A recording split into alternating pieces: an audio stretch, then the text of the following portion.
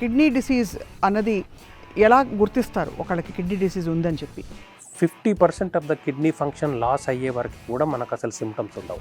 Life style వల్ల వచ్చే కండిషన్సా sir, లేకపోతే 60 నుంచి 70% మంది ఓన్లీ రెండే కారణాలు ఉంటాయి. ఒకటి, ఈ వ్యాధి రావడానికి ఏజ్ ప్రొఫైల్ కానీ ఏమన్నా అంటే డెమోగ్రఫిక్స్ ఏమైనా ఉన్నాయా సార్? అందరికీ వస్తుందా? ఈ వంశపారంపర్యంగా వచ్చేవాళ్ళు,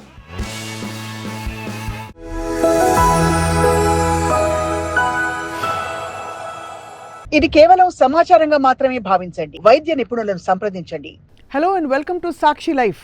మూత్రపిండాల వ్యాధి బహుశా one of the most silent diseases అని చెప్తూ ఉంటారు. ఎందుకంటే అవయవాలన్నీ కూడా కొంచెం శృతి తప్పినప్పుడు ఎక్కడో అక్కడ సిమ్టమ్స్ కనిపిస్తాయి, కానీ కిడ్నీ డిసీజ్ ఉంది అని తెలుసుకునేసరికి చాలా సందర్భాల్లో లేట్ అయిపోయిందని కూడా అంటుంటాం. But there is always a cure, అంటే సమస్య ఎలా వస్తుందో పరిష్కారం కూడా ఉంటూ ఉంటుంది. అసలు కిడ్నీ డిసీజ్ సిమ్టమ్స్ ఏంటి, కిడ్నీ డిసీజ్కి పరిష్కారాలు ఏంటి? మనతో పాటు transplant director from star hospitals, head of nephrology, అందరికీ సుపరిచితులు డాక్టర్ జి శ్రీధర్ గారు ఉన్నారు. ఇప్పుడు చాలా కొత్త ఆప్షన్స్ కూడా వారు ఆఫర్ చేస్తారనమాట కిడ్నీ ట్రాన్స్ప్లాంట్లో ఉండే కాంప్లెక్సిటీస్లో. Sir, thank you so much doctor Sridhar garu for joining us. So first of all, kidney disease అన్నది ఎలా గుర్తిస్తారు ఒకళ్ళకి కిడ్నీ డిసీజ్ ఉందని చెప్పి? ప్రధానంగా ఈ కిడ్నీ డిసీజ్ అనేది ఏంటంటే క్రానిక్ కిడ్నీ డిసీజ్ అనేది ఈ మధ్యలో చూసినట్టయితే ఎక్కువ అవుతూ ఉంటుంది. ఈ క్రానిక్ కిడ్నీ డిసీజ్లలో ఏంటంటే 50% of the kidney function loss అయ్యే వరకు కూడా మనకు అసలు సిమ్టమ్స్ ఉండవు. అండ్ సిమ్టమ్స్ ఉండవు, మన బేసిక్ టెస్ట్లలో కూడా తెలియదు. 70 to 80% of the kidney function పోయిన తర్వాతనే కొద్దిగా సిమ్టమ్స్ వస్తాయి. ఆ సిమ్టమ్స్ కూడా ఎలా ఉంటాయంటే నాన్ స్పెసిఫిక్ సిమ్టమ్స్ అంటారు. జస్ట్ నాకు ఆకలి లేకపోవడం, కొద్దిగా వీక్గా ఉన్నాను, కాన్సన్ట్రేట్ చేయలేకపోతున్నాను, నడుస్తుంటే ఆయాసంలాగా వస్తుంది. చాలామందికి ఏమనుకుంటారంటే నాకు నైట్ నిద్ర లేదని చెప్పి ఈ సిమ్టమ్స్ ఉన్నాయని అలా కొద్ది రోజులు నెగ్లెక్ట్ చేస్తుంటారు. సో ఇనీషియల్ అంటే 90% ఆఫ్ ద కిడ్నీ ఫంక్షన్ తగ్గే వరకు కూడా అసలు సిమ్టమ్స్ ఉండకపోవచ్చు, ఆర్ ఉన్నా కానీ నాన్ స్పెసిఫిక్ సిమ్టమ్స్ ఉంటాయి. ఎప్పుడైతే 90% ఆఫ్ ద కిడ్నీ ఫంక్షన్ తగ్గిన తర్వాత ఇంకా సివియర్గా బ్లడ్లో హీమోగ్లోబిన్ తగ్గిపోవడం, ఆయాసం రావడం, వామిటింగ్స్ రావడం, ఆర్ కొన్నిసార్లు ఫిట్స్ రావడం, స్పృహ కోల్పోవడం, ఇవన్నీ కూడా లాస్ట్ స్టేజ్లో వస్తాయి. సో మరి అనీమియా అన్నది కిడ్నీకి డైరెక్ట్గా రిలేటెడ్ ఉంటుంది. సో ఎవరికైతే ఇప్పుడు మనకు మామూలుగా బ్లడ్ నార్మల్గా ప్రొడ్యూస్ కావాలి అంటే కిడ్నీ నుంచి ఒక ఎరిథ్రోపాయిటిన్ అనే హార్మోన్ వస్తూ ఉంటుంది. సో కిడ్నీ ఫెయిల్ అయిన వాళ్ళకి అది రాదు కాబట్టి ఎనీమియా ఉంటుంది. చాలామంది ఏం చేస్తారంటే only blood test haemoglobin check చేసుకొని నాకు బ్లడ్ తక్కువ ఉందని మెడిసిన్స్ వాడుతూ ఉంటారు, కానీ దానికి కారణం ఏంటి అనేది చూసుకోరు. సో కొంతమందిలో కిడ్నీ ఫెయిల్ కావడం అనేది కూడా ఒక లక్షణం, అంటే ఈ రక్తం తక్కువగా ఉండడానికి. మామూలుగా కిడ్నీ డిసీజ్ సిమ్టమ్స్ అన్నీ అవయవాలు అంటే మామూలుగా లైఫ్ స్టైల్ వల్ల వచ్చే కండిషన్సా సార్, లేకపోతే ఇంకా దీనికి ఏమన్నా ఇతరత్ర కారణాలు ఉంటాయి? ఇప్పుడు మనం తీసుకున్నట్టయితే ఏంటంటే ఒక 100 మంది కంప్లీట్గా కిడ్నీ ఫెయిల్ అయిన వాళ్ళు, అంటే ఎండ్ స్టేజ్ రీనల్ డిసీజ్ అంటాం. అది ఎప్పుడు అంటాము అంటే మన కిడ్నీ పని శాతం అనేది నార్మల్గా పనిచేసే దానిలో 10% కంటే తక్కువగా ఉన్నప్పుడు ఎండ్ స్టేజ్ కిడ్నీ డిసీజ్ అంటాం. సో వాళ్ళని తీసుకుంటే దాంట్లో 60 నుంచి 70% మంది ఓన్లీ రెండే కారణాలు ఉంటాయి. ఒకటి, ఇంప్రాపర్ మేనేజ్మెంట్ ఆఫ్ డయాబెటీస్, అంటే డయాబెటీస్ అనేది ఒక 7-8 సంవత్సరాలు ఉంటుంది, సరిగా మేనేజ్ చేసుకోరు, కిడ్నీ ఫెయిల్ అవుతుంది. ఇంకొకటి, బ్లడ్ ప్రెషర్ అనేది కంట్రోల్ చేయకపోవడం. చాలామంది ఏంటంటే అన్ఫార్చునేట్లీ ఈ రెండు కూడా సైలెంట్ డిసీజెస్. చాలామందికి వాళ్ళు చెక్ చేసుకునే వరకు వాళ్ళకి డయాబెటీస్ ఉందని తెలియదు, చాలామందికి వాళ్ళకి చెక్ చేసుకునే వరకు హైపర్ టెన్షన్ ఉందని తెలియదు. ఏంటంటే అన్నిటికీ మూలాలు ఈ రెండే కారణాలు. సో 70% ఆఫ్ ద ఈ 100లో 70% మంది వీళ్ళే ఉంటారు. ఇంకొక 30% మందిలో ఏంటంటే రిపీటెడ్గా కిడ్నీలో స్టోన్స్ రావడం కానీ, ఆ రిపీటెడ్గా యూరిన్లో ఇన్ఫెక్షన్ రావడం కానీ, కొంతమందికి వంశపారంపర్యంగా వస్తాయి, లైక్ పాలిసిస్టిక్ కిడ్నీ డిసీజ్ అని, ఆర్ ఇతరత్ర కొన్ని వంశపారంపర్యంగా వచ్చే కిడ్నీ డిసీజెస్ ఉంటాయి. ఇవి కానీ, ఆర్ కొంతమందికి ఏంటంటే ఈ మెడికేషన్స్ వల్ల, అంటే over the counter NSAID medication అంటాం, అంటే చాలా రోజుల నుంచి, అంటే సంవత్సరాల తరబడి వాళ్ళు దేనివల్ల పెయిన్ వస్తుందనేది తెలియకుండా హెడేక్ ఉంటుంది. సో హెడేక్ ఏదో ఒక రీజన్ ఉండి దాన్ని ట్రీట్ చేసుకోవాలి. ఆర్ జాయింట్ పెయిన్స్ ఉంటాయి, ఎందుకు వస్తున్నాయని చూసి దానికి ట్రీట్మెంట్ తీసుకోకుండా జస్ట్ ఫార్మసీ షాపులలోకి వెళ్ళి మెడికేషన్స్ వేసుకోవడం, అలా ఒక 6 months 1 year వేసుకున్నారనుకోండి, కిడ్నీలు పూర్తిగా పాడయ్యే అవకాశాలు ఉంటాయి. సో మిగతా 30% మందిలో వీళ్ళకు ఉంటాయి. సో మరి కిడ్నీ డిసీజ్ అనే ఈ వ్యాధి రావడానికి ఏజ్ ప్రొఫైల్ కానీ ఏమన్నా అంటే డెమోగ్రఫిక్స్ ఏమన్నా ఉన్నాయా సార్? అందరికీ వస్తుందా? నో, అందరికీ వస్తాయి. కానీ కారణాలు డిఫరెంట్గా ఉంటాయి. సపోజ్ ఇప్పుడు మనం పీడియాట్రిక్ ఏజ్ గ్రూప్లో ఈవెన్ 1-2 ఇయర్స్ పిల్లలకు కూడా కిడ్నీ ఫెయిల్ అయిన వాళ్ళు ఉంటారు, 10-12 ఇయర్స్ ఉన్న వాళ్ళు ఉంటారు, ఆర్ 70-80 ఇయర్స్లో కిడ్నీ ఫెయిల్ అయిన వాళ్ళు ఉంటాయి.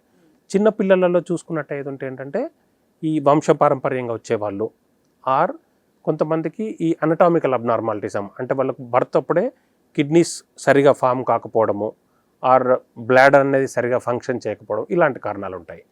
55-60 ఇయర్స్ వాళ్ళలో డయాబెటీస్, హైపర్ టెన్షన్, అట్లా కొంచెం ఏజ్ పెరిగిన కొద్దీ ఆర్ మామూలుగా స్త్రీలలో చూసుకున్నట్టు కొంతమందికి ఇమ్యూనలాజికల్ డిజార్డర్స్ అంటాం, అంటే SLE అని, రుమటాయిడ్ ఆర్థరైటిస్ అని, వీటి వల్ల కిడ్నీ ఫెయిల్ అయ్యే అవకాశాలు ఉంటాయి. అండ్ మామూలుగా ఒక కిడ్నీతో కూడా బండి లాగిచ్చచ్చు అని అంటుంటారు సార్. Is it true? అంటే దట్ ఈస్ ట్రూ. మనకు ఒక కిడ్నీ పనిచేసిన తర్వాత ఆ కిడ్నీ కనుక బాగా పనిచేసింది అనుకోండి, నార్మల్ లైఫ్ లీడ్ చేయొచ్చు. సో ఆ బేసిస్ మీదనే ఇప్పుడు మనం ఇంట్లో ఎవరికన్నా కిడ్నీ అవసరం పడితే ఇంట్లో డోనార్ ఒకరు, అంటే మదర్ కానీ ఫాదర్ కానీ డొనేట్ చేస్తుంటారు. రీజన్ ఏంటంటే ఒక కిడ్నీ బాగుండి దానివల్ల ఏం ప్రాబ్లం లేకుండా, కొంతమందికి బర్త్ తోటి కూడా ఒకటే కిడ్నీ ఉంటుంది, ఆర్ కొంతమందికి ఏదైనా చిన్నప్పుడే సివియర్ ఇన్ఫెక్షన్ వల్ల ఒక కిడ్నీ పాడైపోయినా కానీ ఇంకో కిడ్నీ కనుక మంచి చేసినట్టు ఏదంటే 90% మందిలో ఏం ప్రాబ్లం రాదు. కానీ ఒక 10% మందిలో ఏంటంటే ఈ కిడ్నీ మీద అది ఓవర్ బర్డెన్ అయిపోతుంది. ఒకటే కిడ్నీ చిన్నప్పటి నుంచి ఉంది, బై 50-60 ఇయర్స్ వచ్చే వరకు కొంతమందికి ఏమైపోతుందంటే అది ఓవర్ బర్డెన్ కావడం వల్ల కొంతమందికి మళ్ళీ దాని కిడ్నీ ఫంక్షన్ కూడా తగ్గే అవకాశం ఉంటుంది. కిడ్నీ అన్ఫ్రెండ్లీ పదార్థాలు మన జీవితంలో రోజువారీ జీవితంలో చూసేవి సార్. ప్రోటీన్ ఫుడ్స్ అంటారు. ఫర్ ఎగ్జాంపుల్ ప్రోటీనియస్ ఫుడ్స్ తినడం వల్ల కిడ్నీ మీద భారం పడుతుంది అంటారు. అలాగే మీరు అన్నట్టు over the counter medications. What are some of the other things కిడ్నీలని డైరెక్ట్గా ఇంపాక్ట్ చేసే? మెయిన్గా ఏంటంటే ఒకటేమో salt intake. Average Indian diet కనుక తీసుకున్నట్టయితే 8 to 10 grams, 6 to 8 grams of salt ఉంటుంది. So especially not for all people, ఎవరికైతే హైపర్ టెన్షన్ ఉంది వాళ్ళ సాల్ట్ ఇంటేక్ని కనుక మనం 4 to 5 grams బిలో కంటే తగ్గించామనుకోండి, సో ఈ hyper tension related kidney problem ఫ్యూచర్లో రాకుండా బ్లడ్ ప్రెషర్ కంట్రోల్ కావడానికి కూడా యూజ్ అవుతుంటుంది. ఈ ప్రోటీన్ ఫుడ్ అనేదాన్ని కూడా చాలామందిలో అపోహ ఉంటుంది. ఒకటి ఏంటంటే ప్రోటీన్ ఒకసారి కిడ్నీ ప్రాబ్లం వచ్చిన తర్వాత ప్రోటీన్ అనేది మనం ఇప్పుడు బాడీ వెయిట్ బట్టి చూస్తాం. అంటే 1 gram per kg body weight, అంటే సపోజ్ 70 kgs ఉన్న పర్సన్ ఉన్నాడు అనుకోండి, 70 grams ఆఫ్ ప్రోటీన్ కంటే ఎక్కువ తీసుకోకూడదు. కానీ యావరేజ్ ఇండియన్ డైట్ తీసుకున్నారు, చాలామంది డైట్ తీసుకున్నప్పుడు ఏంటంటే once in a week or twice in a week కంటే నాన్ వెజ్ ఎక్కువ తీసుకోరు, మన ఇండియన్ ఎవరో ఒక 10% తప్ప. అండ్ మన డైట్లో ప్రోటీన్ ఉండేది అనేది dal or sometimes paneer తప్ప ఎక్కువ ప్రోటీన్ కంటెంట్ అనేది మన ఇండియన్ డైట్లో ఉండదు. వెరైస్ వెస్ట్రన్ డైట్లో ఏంటంటే వాళ్ళకి అన్ని డైట్లలో కూడా ఏంటంటే non veg everyday, meat is main, and దాని తర్వాత ఏంటంటే dairy is the main. So వాళ్ళకి ప్రోటీన్ ఎక్కువ ఉంటుంది. సో హై ప్రోటీన్ కంటెంట్ అనేది ఇండియన్ పేషెంట్స్కి అవైలబుల్, అంటే అప్లికేబుల్ కాదు.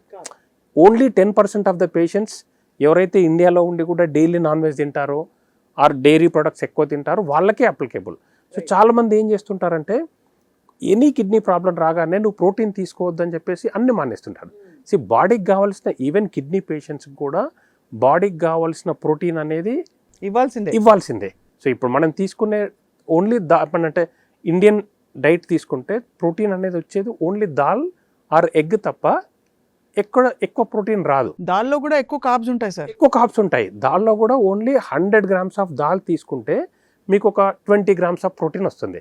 సో ఫ్యామిలీ మొత్తం కలిపి 100 grams తీసుకుంటారు. అదొకటి. రెండోది 70 కిలోలు బరువు ఉన్న వాళ్ళు, 60-70 కిలోలు 60 grams ఆఫ్ ప్రోటీన్ అంటే you have to eat about 10 eggs a day sir, from what I here. That's what. So that protein intake restrict చేయాలి అనేది not for all Indian patients. Only ఎవరైతే ఎక్కువగా తీసుకుంటున్నారో, ఓవర్ వెయిట్ ఉన్నారో వాళ్ళకే it is applicable. So what about smoking, alcohol, caffeine? Yeah, definitely smoking. అంటే ఇప్పుడు ఒకవేళ ఒక పేషెంట్కి 2 పేషెంట్స్ ఉన్నారు, ఒకతను స్మోక్ చేస్తాడు, ఇంకొకతను స్మోక్ చేయడు, వాళ్ళ కిడ్నీ ఫంక్షన్ ఇద్దరిది కూడా 50% ఉంది. ఎవరైతే స్మోక్ చేస్తారో వీళ్ళు ఎండ్ స్టేజ్ కిడ్నీ డిసీజ్కి 1 to 2 yearsలోనే పోతారు. వేరేజ్ నాన్ స్మోకర్ ఉంటారనుకోండి, మనం మెడికేషన్స్ పెట్టిన తర్వాత ఎక్కువ రోజుల వరకే. Not only smoking, any form of tobacco, అంటే కొంతమంది చూ చేయడం కానీ ఏదైనా కానీ, టొబాకో అనేది డెఫినెట్గా ఆల్రెడీ కిడ్నీ ప్రాబ్లం ఉన్న వాళ్ళకి వర్సన్ చేస్తూ ఉంటుంది.